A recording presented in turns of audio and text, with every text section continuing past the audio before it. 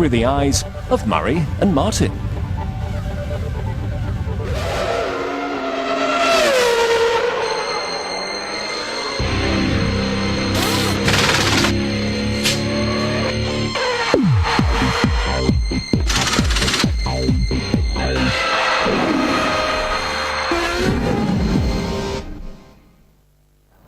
Guten Tag. Just 1 week after Austria, it's Hockenheim, Germany, and zillions of Ferrari red Michael Schumacher fans. And it's time once again for F1 Special.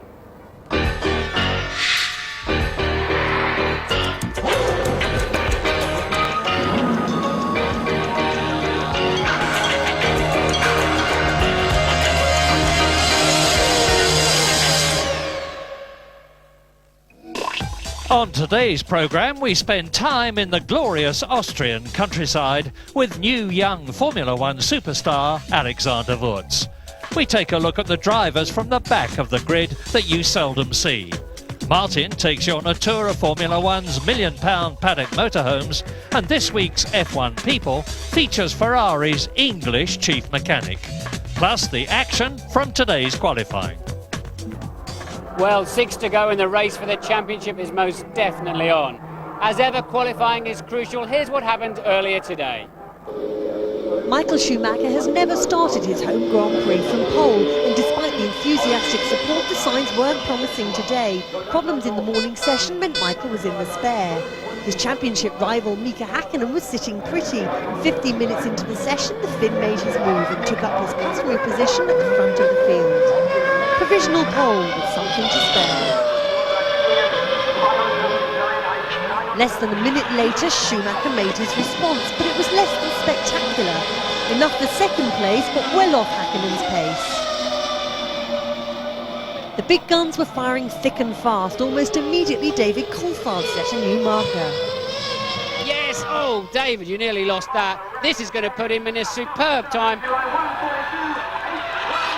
There were welcome signs of encouragement for Williams, or at least for Jacques Villeneuve. He threw everything into his second run and briefly took provisional pole. While the battle at the front was hotting up, Tora Takagi was facing a different kind of heat. With teammate Ricardo Rosset forced to sit out the session after an accident this morning, Takagi was Tyrrell's only hope, and he promptly threw his car into the tyre wall.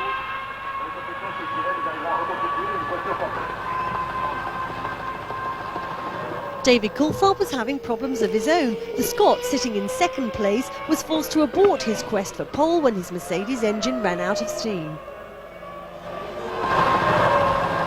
Into the final 10 minutes of qualifying, and the pressure was increasing for Ferrari's number one. He got himself caught in traffic. Dinitz is in the way, turns in front of him. That's blown the lap for Michael Schumacher. Yeah. Enraged by Diniz's move, Michael let his feelings be known. Ultimately, he found himself down in 9th place, a frustrating day all round. But it was a good day for Jordan. A new spec Mugen Honda engine helped power Damon Hill to 5th place. Ralf Schumacher went one better in 4th to complete the team's best qualifying performance of the season. There was just time for one final run from Mika Hakkinen, and he upped the stakes that bit more. But as the hour was completed, there was a brief threat to the McLaren domination from Jacques Villeneuve within 200ths of a second of David Coulthard's time.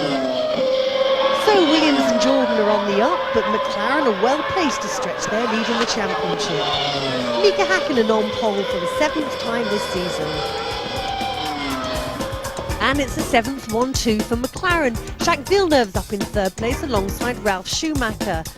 Damon Hill, still looking for his first points this season, starts from 5th with Eddie Irvine alongside. It's an all-Benetton 4th row. 9th is Schumacher's worst of the year, and a difficult day for Johnny Herbert in 12th. Obviously, we get the advantage on the straight line. We're pulling high speeds here on the straight line, which is very impressive. Like yesterday, we were going like 357 kilometers per hour, which is really quick. And like tomorrow in a race, we're going to see some serious speeds, I reckon.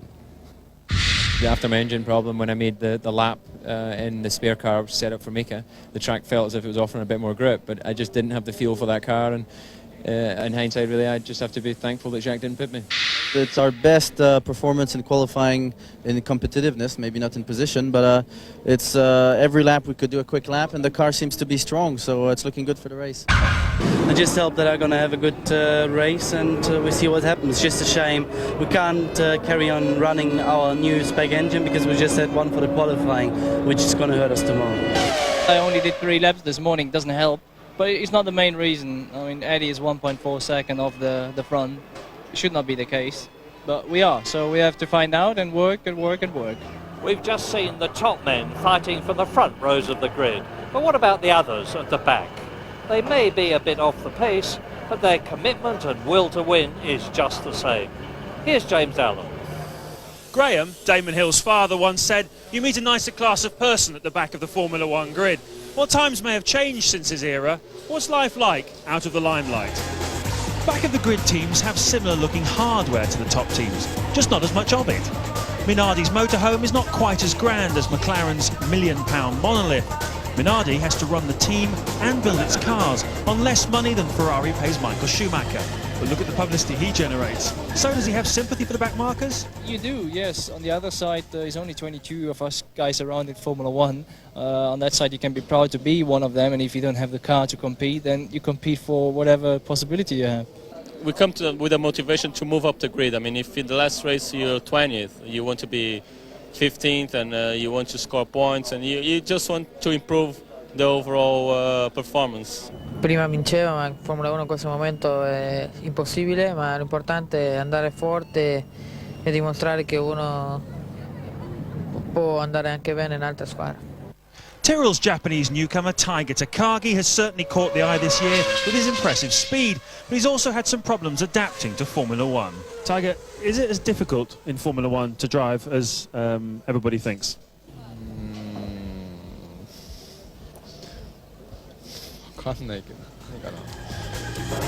The boys at the back are there to make up the numbers, and to them a point would be as precious as a victory to Schumacher or Hakkinen. In Formula One, you're just as good as the car you drive. Without the resources of a major manufacturer behind you, you're never going to win. Sometimes the backmarkers are lapped 2 or 3 times in a race. It's not always easy to get out of the way. There's a lot of pressure, the media and everything, everyone is looking what you're doing, and if you put a foot wrong, the press gets really hard on you. I'm not too bothered to be a superstar.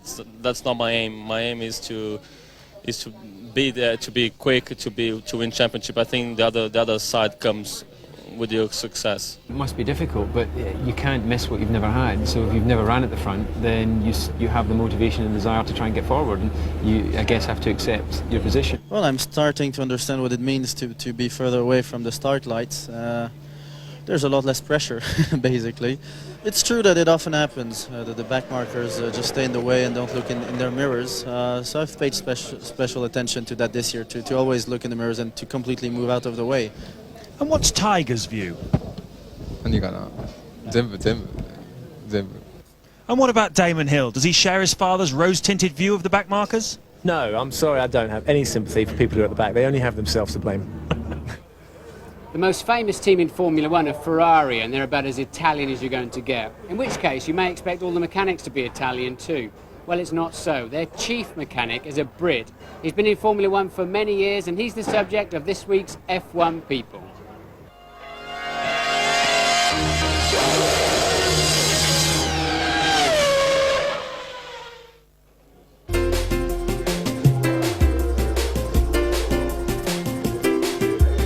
My name is Nigel Stepney and I'm the chief mechanic of Ferrari. We arrive on a Thursday, we check out to make sure all the telemetry is working, we start the engines and we do pit stop practice as well. After qualifying on the Saturday, we then prepare the cars for the race. We have about 8 hours of work from when we finish qualifying to finish the car Saturday night.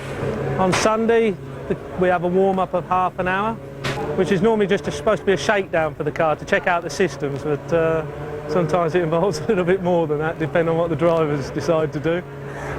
What I do during the race, I'm the guy who's putting the fuel in on the fuel rig system, hopefully putting it in.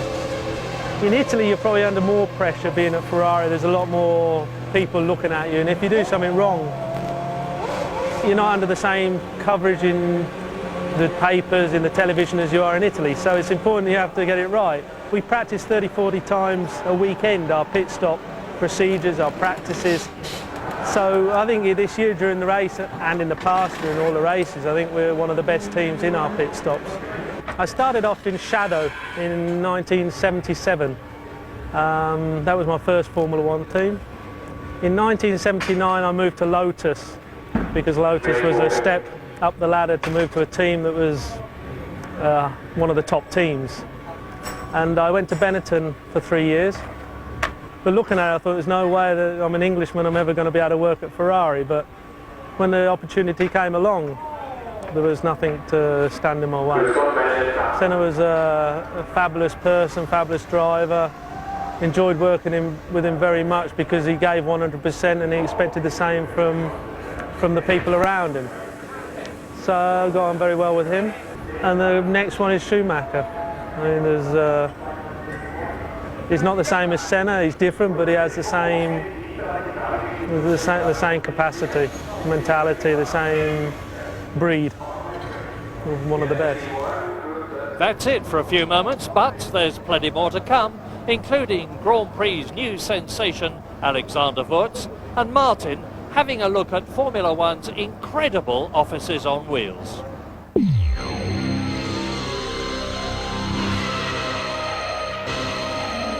Welcome back. Well, here I am in the Formula One paddock where all the real business is done. Although actually finally deals are often done on windy, deserted runways because people don't like to be seen walking in and out. It's too easy for everybody to second guess your business. This is headquarters where Bernie Ecclestone is based.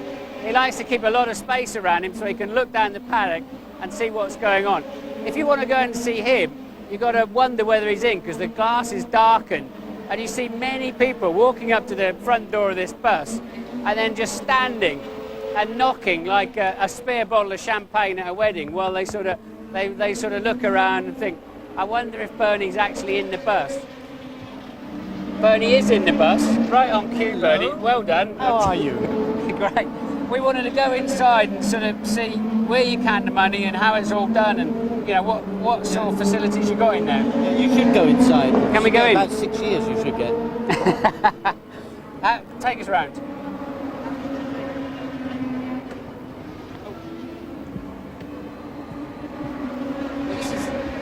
This is where you first sit, this sort of the ante-room, when you're really nervous, you're practicing your lines. What am I going to say if I get an audience with Bernie Ecclestone? What am I actually going to say to him? And then you'll hear something like, Brando! And then you know that that's your call to go forward. And it's full of grey Alcantara and it's all very nicely done. Very neat and tidy, as you can see. Immaculate. Bernie, what can you actually do from up here? What can you see? Not a lot. I can see everything. Yeah? Yes. I don't do a lot. But what you actually look, well, obviously your work's all done before you get here at the weekend. Absolutely. Then. What are you looking for? I mean, you can see that all around the track. You can what? You can home in on what? We're monitoring. This is the host broadcast feed on this left-hand screen. Yeah. And this is the pictures we produce for the pay-per-view with the six different channels. Yeah. So we keep our eye on that. See what's going on. Now, it's a fairly nerve-wracking experience to sort of come in here and see you. Have you ever imagined what it's like standing knocking on that door down there? No. If you want to sit here, I'll go out and knock the door and see. I mean, I'm happy to learn. But I can't give you the nerve-wracking interview when you get here. You give me a nerve-wracking drive in that car, you'll be running around here. Are you going to come in it? No. Why? Because I'm going to have a nerve-wracking... You're going to get your own bag from me over the last 20 years. Team McLaren Mercedes have 3 motorhomes in the paddock. One for the main sponsor, one for the engine supplier Mercedes-Benz, and their own mission control. Now, there's only so much space in a Formula One paddock, as you can imagine, and they're limited on the ground area. McLaren's solution, if you can't go out, go up. And when you go up into that McLaren motorhome, you're up at the top. Ron's office, he's in a meeting at the moment, so we won't bother him, is at one end, and then we move through. And the next thing we find is the communication centre. The press officer here communicating with the world, letting them know how the McLaren team is doing so far this weekend. then on to video entry phone, telecommunications, staying in touch with base back in England. And through then here to a 10-seater video conferencing room to speak with the sponsors and show them presentations and really do good deals with the heavy hitters. Well, we've seen where the bosses operate from at McLaren. What about the drivers? Well, they're back here underneath the bus. And in here we find David Coulthard having a crafty sip of red wine. DC, initially it looks a bit like a sort of a coal bunker back here where you operate from, but actually it's quite cosy, like a bolt hole, yeah? Oh, this is great. This is where we come in between sessions and we can shower in here. We've got a steam room. Can watch all the times and a video if we need to of what's happened during the session. And as it's the end of the day, we can also relax, have a glass of wine and talk about tomorrow. With the power and the glamour and the glory and the money involved in Formula One, it's very, very easy for your feet to leave the ground and you lose touch with reality. Well, this is where you come to be reconnected, because Karl-Heinz certainly knows how to put you back in touch with reality. Really, what do you enjoy most about your relationship with the drivers? Well, the good thing is that not only drivers from our team, but as you know, from different teams come along, which become a sort of friendly relationship. So they sometimes come and want a bite to eat or a glass of wine, or even when it's bad, a glass of schnapps. And you treat them all with the same irreverence, you give them plenty of stick, yeah? Oh, yeah. That's what I learned from the English, to give them always a hard time. The English sense of humour. Correct. Well, the hospitality is fantastic here, the food is fantastic. I think in true tradition we need a quick schnapps, Karl-Heinz, yeah? You say so? Martin? 1, 2, 3. Hang on. A big one for you. Oh, the same old tricks, yeah, the same old tricks. 1, 2, 3. Cheers. Cheers. Alexander Wurz may not have had the best of races at his home event in Austria last week, but he is having an excellent first full season. He's a charming bloke, he's got racing in his blood, and he's had a meteoric rise to the top, as he told Louise Goodman. Monte Carlo, it's the Grand Prix driver's preferred address. Alex Wurz may be the new kid on the block, but he slipped straight into the way of life in the millionaire's playground. The bright lights of the big city are all a far cry from the sleepy Austrian countryside where young Alex spent his childhood. Whereabouts did you grow up? Oh, I grew up actually in the dead part of Austria, where the dogs say goodnight to the cats. And basically the whole area is around 10-20 years behind the normal time. And, but it was very quiet and had nice countryside. It is on the completely north of Austria, close to the Czechoslovakia border. Did you go to races a lot when you were a child? Actually, I was produced in Sweden on a race, not on the race circuit, but hopefully in a hotel. But they told me a few years ago that was in Sweden, and my father won a European Championship race there. And then I grew up actually on the circuit. We always traveled throughout Europe for the rallycross events. And I remember all the victories. He won 3 times the European Championship. And I all have this in my mind. And the beginning in the school I said, like others say they want to be a pilot or a doctor, I said I want to be a race driver. And now I'm a race driver. Wurz began his career on 2 wheels racing BMX bikes. His star quality was instantly apparent and he was thrust into the media spotlight at the tender age of 12 when he won the BMX World Championships. I remember after the World Championship was my first interview. It was funny to see it. But it was good in one way, because when you're used to praise and media from such a young age on, you can cope with and handle it much easier when you're older. So that's helped you a lot in your career now? Yes, definitely. And what a career it's been. Alex got his big break into Formula One with Benetton and rewarded the team with a podium finish in only his 3rd Grand Prix. What's it like living in Monaco? Oh, that's really different to Austria. If you see Austria here, all the forests, quiet, a lot of space, and then you move to Monaco, where it's the first time for me living in a city. Normally I always had a house next to the forest, and there are no forests, it's too dry. So you have a nice countryside and nice hills, but completely different to Austria. And I have to get used to it. But now I enjoy it, that I have the supermarket and the baker just next to my doors, and I don't need a car to go somewhere. And you have the sea, so I got swim in the sea, surfing or whatever, and it's nice. It's also nice. I enjoy it. You must miss all of this. A bit, yes, to be honest. But it's not that I'm not allowed to come back, and I have still my family here. I come back to Austria a few days. Basically, the few days makes me happy. You're quite interested in fitness, sport fitness, aren't you? How did that come about? I don't know. Basically, since I'm able to walk, so when I was 3, I don't know, with 3 you start to walk maybe. I always did sports and wanted to be active, and I still have it. Because first of all, I need it for my sport, for Formula 1, to be fit, but mainly because I enjoy it. It's fun to do sport, to be active, and then you have a good feeling. Maybe not while you're doing it, sometimes I do it quite extreme and hard, but especially afterwards it's good. What about your girlfriend? Does she live here or in Monaco? She's still based in Austria, but she's, most of the time when I'm in Monte Carlo, she's coming down. So basically, it doesn't matter where we are together, and even not on the same race, we are together in our minds. How long have you known each other? Long time? Oh, with Karen is her name. I'm together now since nearly 7 years, so quite long. Does she come to the races? Some races, yes, some not. And you're engaged, aren't you? Yeah. What does she think about you racing? She's not the biggest fan of motor racing, so that she doesn't know about wing settings and tyre compounds, but she helps me and she accepts it. That's basically the best what she can do.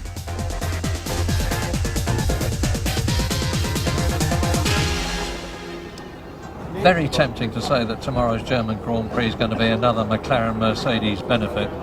I'm not too sure that it is. We've got a funny old grid with Michael Schumacher down in 9th place, Jacques Villeneuve right up there, Damon Hill up there. What's your guess? Well, the McLarens do seem to have the edge on pace, but as ever, this is a really tough racetrack on transmission and engines. Race strategy, a long pit lane will play a role, and it's really tough, I think, just behind the two McLarens. They're all lapping roughly the same speed. I think it's going to be an exciting race. Michael's got to come through, and of course he's got to pass his brother Ralph, and he had a big job doing that in Austria. And as usual, there's the tyre business. What's the strategy going to be? And up at the front of the grid, the times are close enough for different strategies to make all the difference. It's a long lap, and they don't want to stop too long here because of that long pit lane, so I suspect a one-stopper, but they've got to keep their eyes open. Well, a lot of questions to be answered tomorrow. You can get the answers by watching the race live on ITV. It starts at 12:20. Enjoy it. We're going to.